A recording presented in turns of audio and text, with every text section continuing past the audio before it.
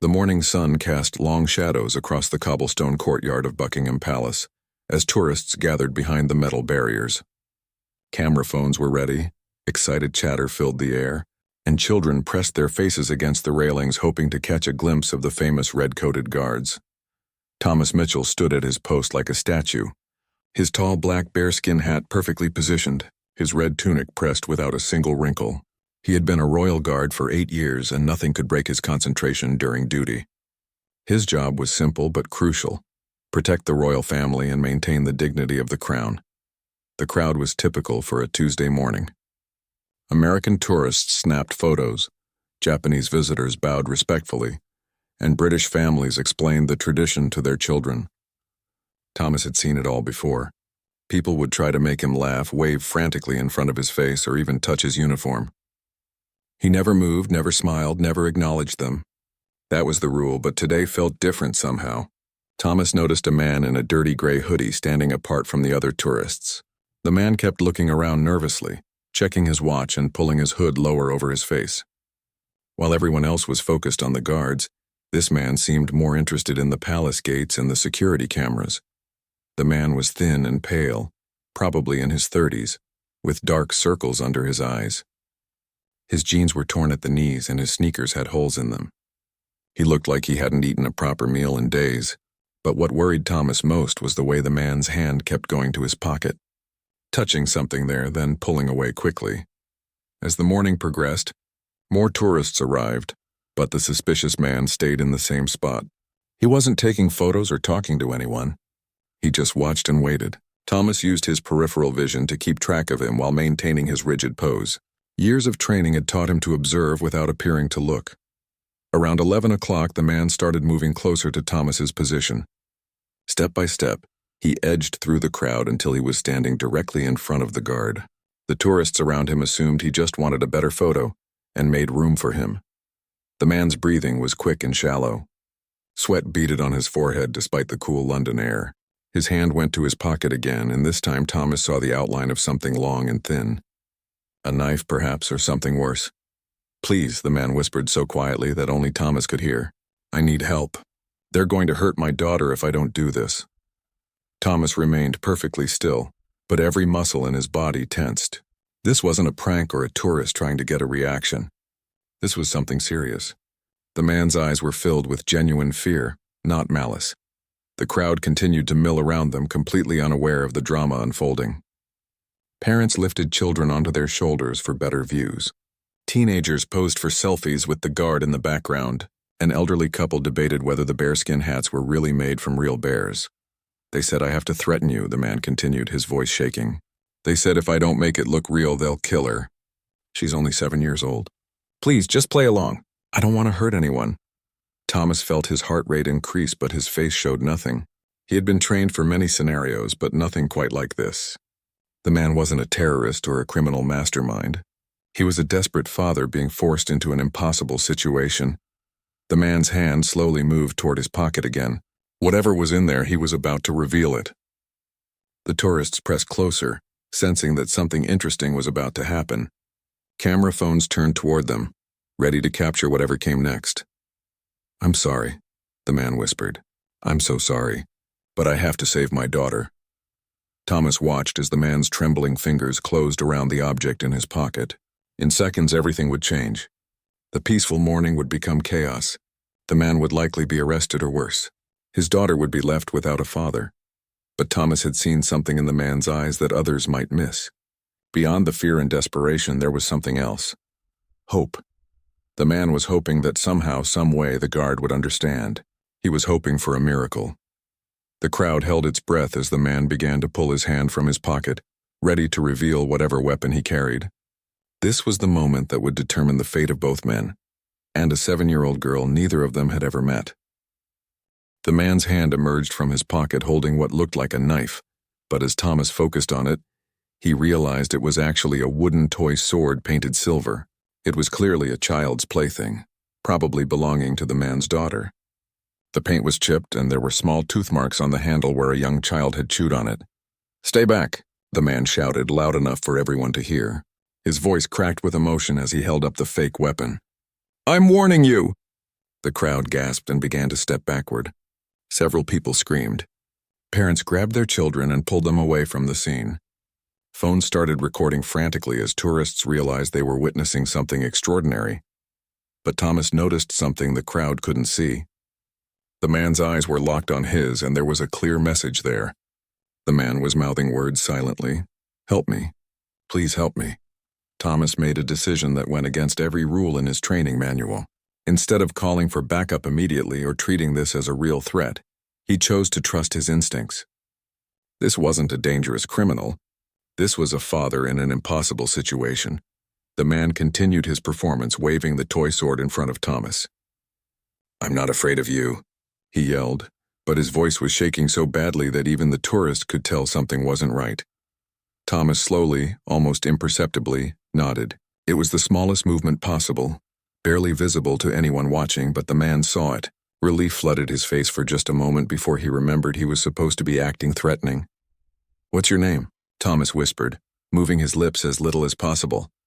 "David," the man replied quietly, still waving the toy sword. "David Chen, my daughter is Emma." "Where is she being held?" Thomas asked, maintaining his rigid posture while appearing to be intimidated by the fake weapon. "I don't know," David whispered back. "They blindfolded me when they took me to see her, but I heard construction noise and there was a smell like fish. Maybe near the docks?" The crowd was growing larger as word spread through the palace grounds that something dramatic was happening. Security guards were starting to move in, but they were being cautious, trying to assess the situation before acting. Thomas knew he had only minutes before this would escalate beyond his control. Once the armed response team arrived, David would likely be shot or arrested, and his daughter would be lost forever. "Listen carefully," Thomas said quietly. "When I count to 3, drop the sword and fall to the ground. Act like I've overpowered you. Can you do that?" David nodded slightly, sweat pouring down his face now. The stress of maintaining his threatening act while trying to save his daughter was overwhelming him. "Who has her?" Thomas asked quickly. 3 men. They said they know I work at the bank. They want me to help them rob it tomorrow. They said if I don't prove I'm serious by doing this, they'll hurt Emma." David's voice was barely audible now. Thomas processed this information rapidly. David worked at a bank, which explained why he'd been targeted. The criminals needed inside help for their robbery, and they were using his daughter as leverage. But first they wanted to test his commitment by making him create a public disturbance. "What bank?" Thomas whispered. "Barclays on Kings Road. I'm a security supervisor there." The pieces were falling into place. Thomas could see the cruel logic of the criminal's plan. Force David to commit a crime in public, record it happening, and then use that footage to blackmail him further. Even if he changed his mind about helping with the robbery, they could threaten to release the video and destroy his career. "1," Thomas said quietly. David gripped the toy sword tighter, his knuckles white with tension. Around them, the crowd continued to grow. Thomas could hear police sirens in the distance getting closer by the second. 2, Thomas continued. David closed his eyes for a moment, probably thinking about his daughter. Emma was counting on him to make the right choice. But what was the right choice when every option seemed wrong? Security personnel were now forming a perimeter around them. Thomas could see marksmen taking positions on nearby rooftops. In moments, David would be in the crosshairs of trained snipers who wouldn't hesitate to shoot if they perceived him as a real threat. "Trust me," Thomas whispered. "We're going to save Emma." David opened his eyes and looked directly at Thomas. For the first time since this ordeal began, he saw something that gave him hope. The guard's eyes were determined and kind. This stranger was risking his own career to help save a little girl he'd never met. 3, Thomas said softly. David dropped the toy sword and collapsed to his knees just as Thomas stepped forward and placed a gentle but firm hand on his shoulder. To the watching crowd, it looked like the guard had somehow disarmed and subdued the attacker without violence. The crowd erupted in cheers and applause. Cameras flashed everywhere as people captured what they believed was a heroic moment. But Thomas knew the real heroic moment was yet to come. Now they had to find Emma before it was too late. As police officers rushed forward to arrest David, Thomas made another split-second decision that would change everything. Instead of stepping back to resume his post, he knelt down beside David and spoke loudly enough for everyone to hear. "This man is having a medical emergency," Thomas announced, his voice carrying the authority of his position. He's diabetic and was confused. Look at his condition. The officers paused, confused by the guard's intervention. Thomas was right about David's appearance. He was pale, shaking, and sweating profusely. To untrained eyes, it could easily look like a medical crisis rather than a criminal act. I need to stay with him until the paramedics arrive, Thomas continued. He spoke to me about his blood sugar levels. He has a young daughter who needs him. David stared at Thomas in amazement. The guard was putting his entire career on the line to protect a complete stranger. But Thomas had seen something in David's eyes that told him this man was worth saving. The senior police officer, Inspector Sarah Wilson, approached cautiously. She had been dealing with incidents at the palace for 15 years and had learned to trust the judgment of the royal guards. They were highly trained and rarely made mistakes. "Guard Mitchell," she said, recognizing Thomas from previous interactions. "Are you certain this isn't a security threat?" Thomas looked directly at her. "I stake my reputation on it, Inspector. This man needs medical help, not arrest. His weapon was a child's toy sword. Check his pockets. You'll find diabetes medication, not dangerous items." Inspector Wilson signaled for her officers to search David carefully. Sure enough, they found insulin pens, glucose tablets, and a small photo of a beautiful little girl with pigtails and a gap-toothed smile. "That's Emma," David whispered, tears streaming down his face as he looked at the photo. "That's my daughter." Thomas helped David to his feet as the crowd began to disperse, satisfied that the excitement was over. But Thomas knew the real drama was just beginning. He had bought them time, but David's captors would be watching the news. They would see that their plan had failed and Emma would pay the price. "We need to talk privately," Thomas said quietly to Inspector Wilson. "There's more to this situation than it appears." Within minutes, Thomas, David, and Inspector Wilson were sitting in a small security office inside the palace. Thomas had temporarily been relieved of his duties and another guard had taken his post. This gave him the freedom to help solve the real crisis. David told his complete story. 3 days ago, men had approached him after work and forced him into a van. They had driven him to a warehouse where his daughter was being held. Emma had been taken from her school playground while David was at work. The kidnappers showed him that she was unharmed, but made it clear that her safety depended on his cooperation. "They want me to disable the alarm system at the bank tomorrow night," David explained. "There's a large cash delivery scheduled for Friday morning. They know about it because they've been watching the bank for weeks." Inspector Wilson listened carefully, taking notes. "Why did they make you come here today? What was the point of threatening the guard?" David looked ashamed. "They said they needed to test my commitment. They wanted to see if I would really break the law to save Emma. They were recording everything from across the street." Thomas leaned forward, "Which means they now know their plan failed. They'll assume you've told the police everything." "Oh God," David gasped. "They'll hurt Emma. They said if I betrayed them, she would disappear forever." Inspector Wilson stood up. "We need to move fast. Can you describe the warehouse where you saw your daughter?" "It was dark when they took me there, but I remember hearing construction sounds nearby. There was definitely a fishy smell like we were near water, and I heard ships' horns in the distance." Thomas had grown up in London and knew the city well. "That sounds like the Canary Wharf area. There's been massive construction there for months, and it's right on the Thames. There are dozens of warehouses in that area," Inspector Wilson said. "We can't search them all without alerting the kidnappers." Thomas had an idea. "David, you said they were recording today's incident." "They were probably planning to use that footage to blackmail you further. But what if we turned that against them?" David looked confused. "What do you mean?" "They think their plan failed because I intervened," Thomas explained. "But what if we make them think it actually succeeded? What if we convince them that you're still useful to them?" Inspector Wilson caught on quickly. "You mean make them believe David is still willing to help with the robbery?" "Exactly. If they think they still have leverage over him, they'll keep Emma alive and give us more time to find her." David's eyes lit up with hope for the first time in days. "How do we do that?" Thomas smiled grimly. "We're going to stage the greatest performance of our lives. And this time the cameras will be our friends, not our enemies." Inspector Wilson was already reaching for her phone. "I need to call in the anti-kidnapping unit and the bank security team. If we're going to pull this off, we'll need everyone working together." As she made her calls, Thomas turned to David. "Are you ready to be the bravest father in London?" David thought about Emma's gap-toothed smile and nodded firmly. "For her, I'll do anything." The next phase of their rescue plan was about to begin and time was running out. Within 2 hours, Inspector Wilson had assembled a team that included anti-kidnapping specialists, bank security experts, and tech analysts who could trace phone calls and digital communications. The plan they developed was risky, but it was Emma's only chance. The first step was to convince the kidnappers that David was still under their control. Thomas suggested they create a fake news story about the morning's incident that would make it seem like David had been arrested and charged with threatening a royal guard. This would make the criminals believe their intimidation tactic had worked perfectly. Detective Chief Inspector James Roberts, who led the anti-kidnapping unit, was skeptical of the plan. "You're asking us to trust the judgment of a man who's been a father for only 3 days of knowing about this situation," he said to Inspector Wilson.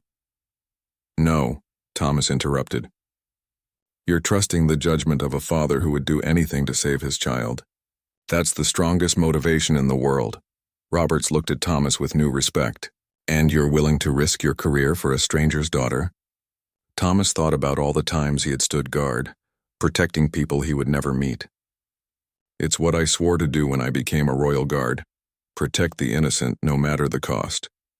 The fake news story was released through social media and local news channels. It claimed that David Chen had been arrested for threatening a royal guard with a weapon and was being held pending charges.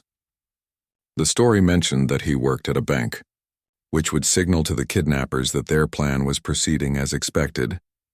Meanwhile, the tech team was working to trace the phone David had been given to contact the kidnappers.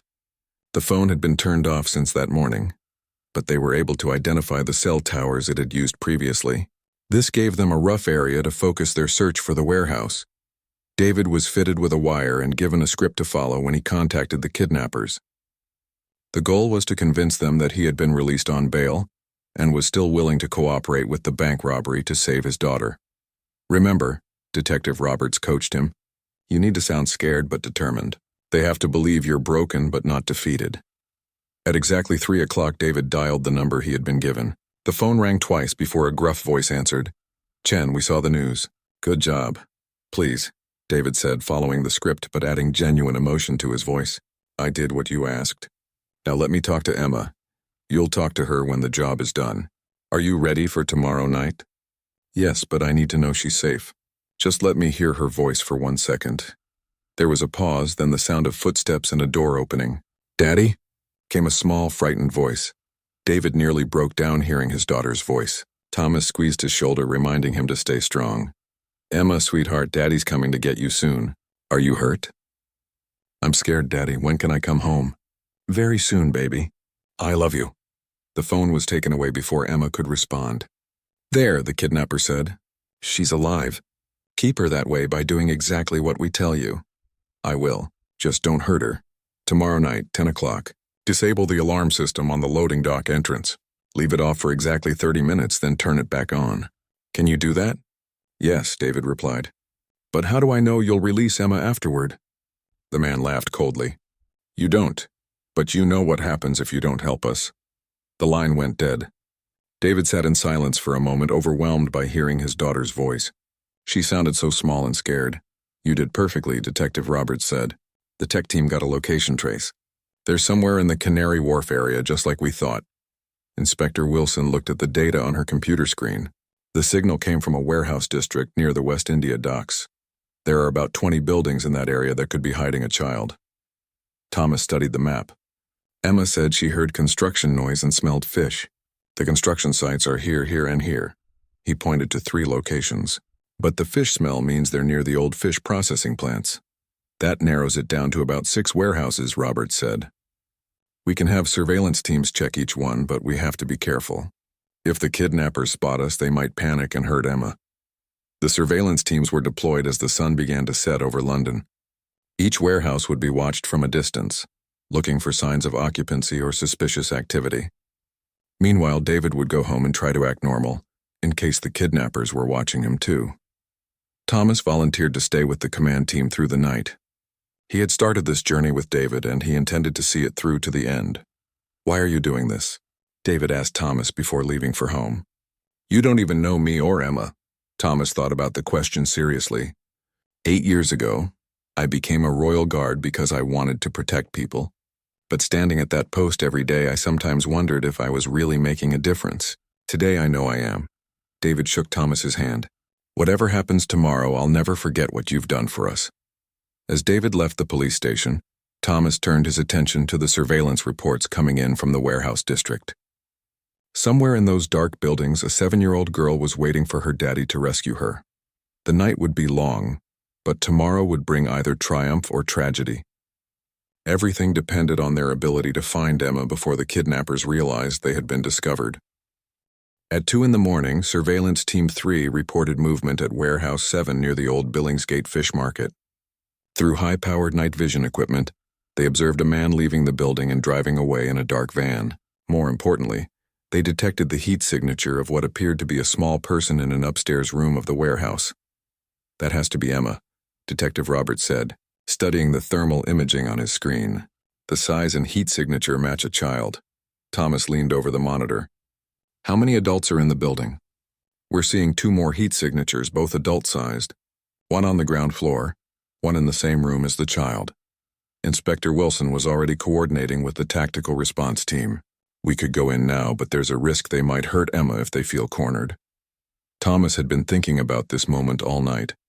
What if we created a distraction? Something that would draw at least one of them away from Emma? What kind of distraction? Roberts asked. David could call them. Tell them there's been a problem at the bank, that security has been increased and they need to meet him somewhere else to discuss the plan. Roberts considered this. It's risky. If they suspect it's a trap, they might hurt the child and disappear. But if we do nothing and wait until tomorrow night, we're giving them more time to move her or change their plans, Thomas pointed out. Plus, David will have to actually help them rob the bank, which puts innocent people at risk. Inspector Wilson made the decision. We'll try the distraction plan. David can call them at 6 a.m. and claim there's an emergency meeting needed. If we can get even one kidnapper away from that warehouse, it improves our odds significantly. The hours crawled by slowly. Thomas found himself pacing the command center, thinking about Emma alone in that cold warehouse.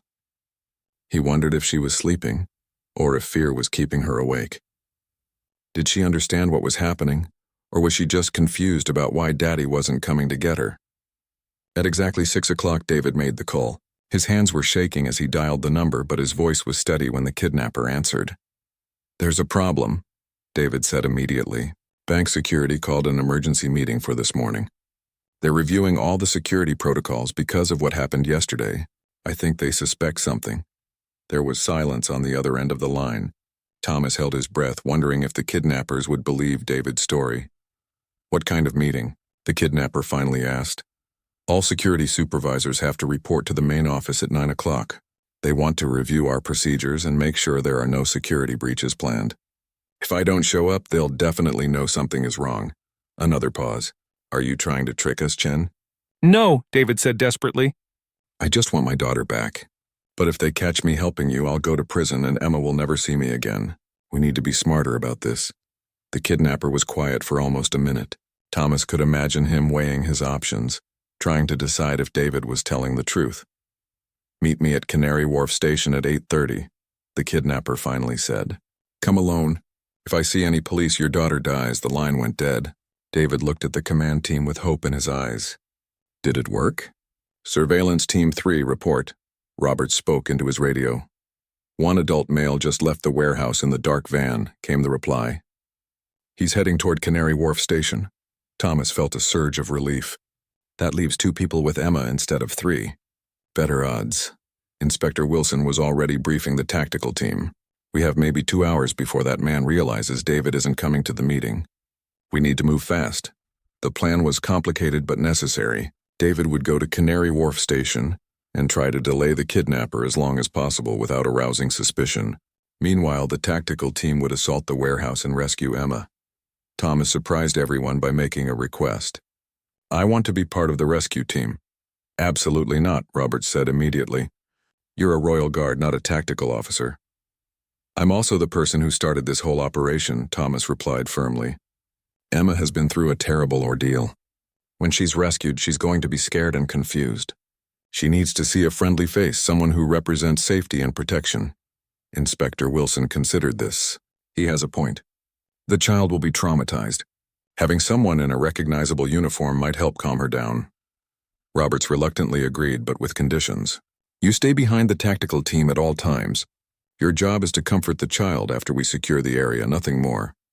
At 8 o'clock, both operations began simultaneously.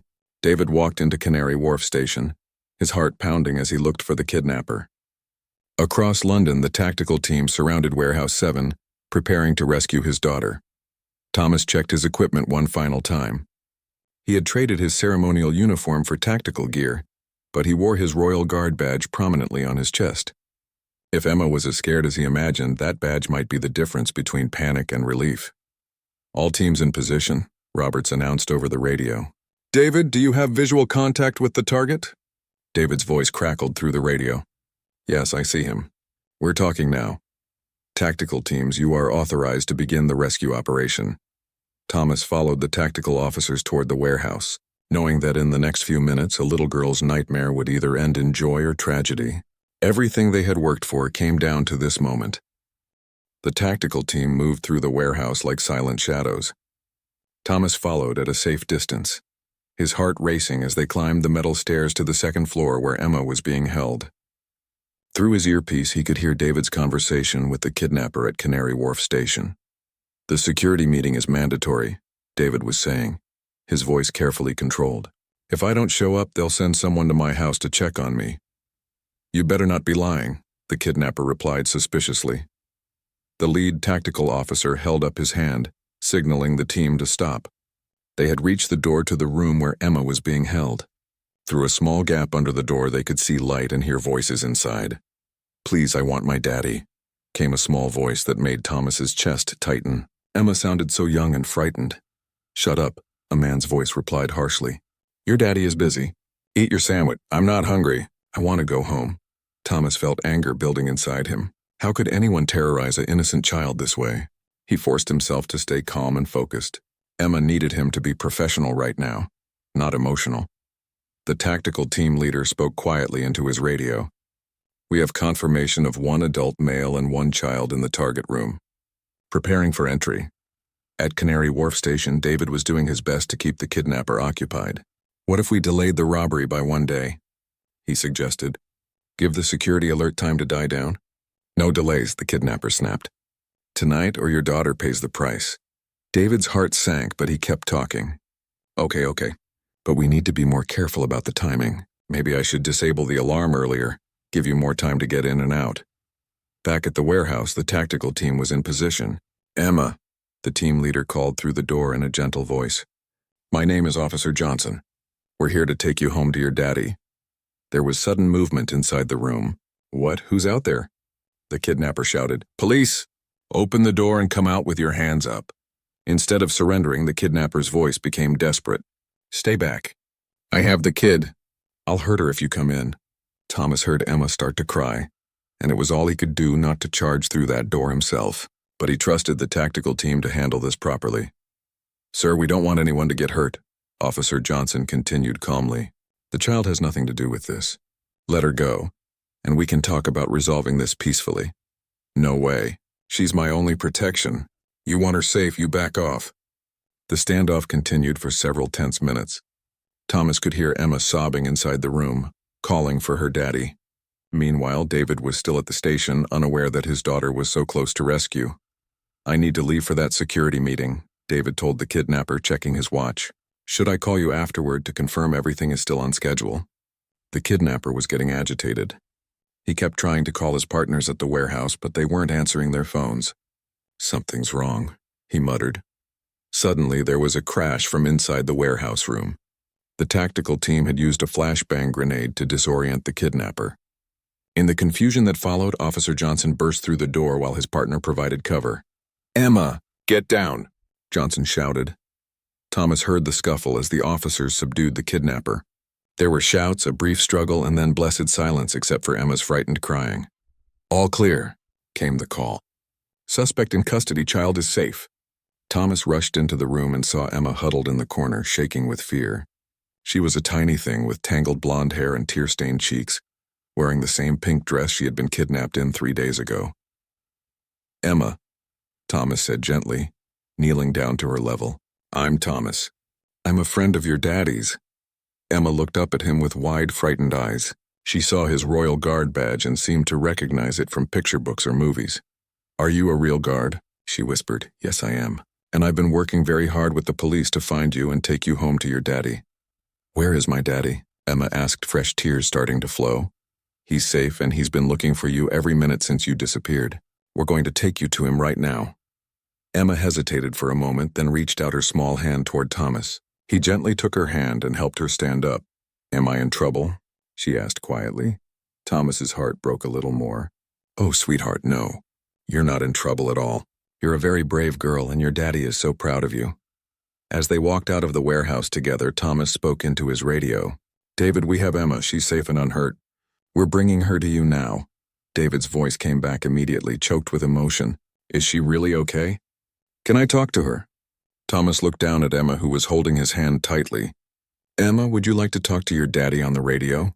Her face lit up for the first time in days. "Daddy?" Thomas handed her the radio and showed her how to use it. "Daddy, I want to come home. Emma." "Oh, baby, I'm coming to get you right now. I love you so much."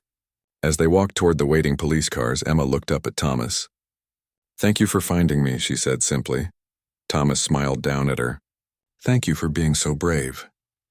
The reunion between David and Emma took place at the police station, and Thomas had never witnessed anything more beautiful.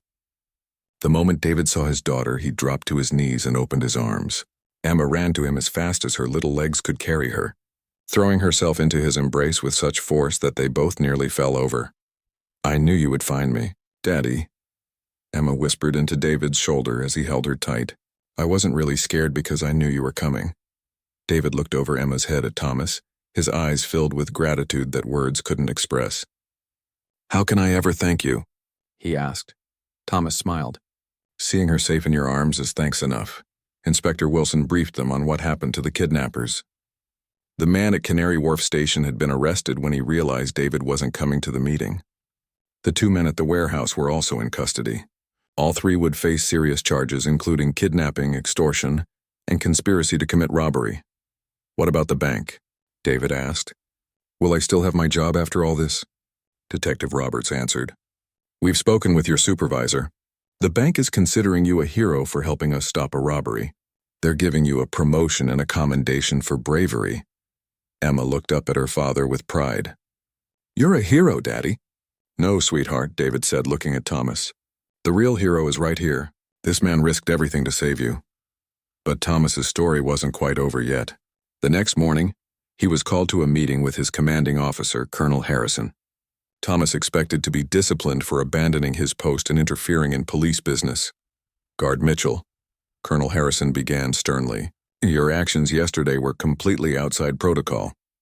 "Yes, sir. I understand if disciplinary action is necessary." Colonel Harrison's expression softened.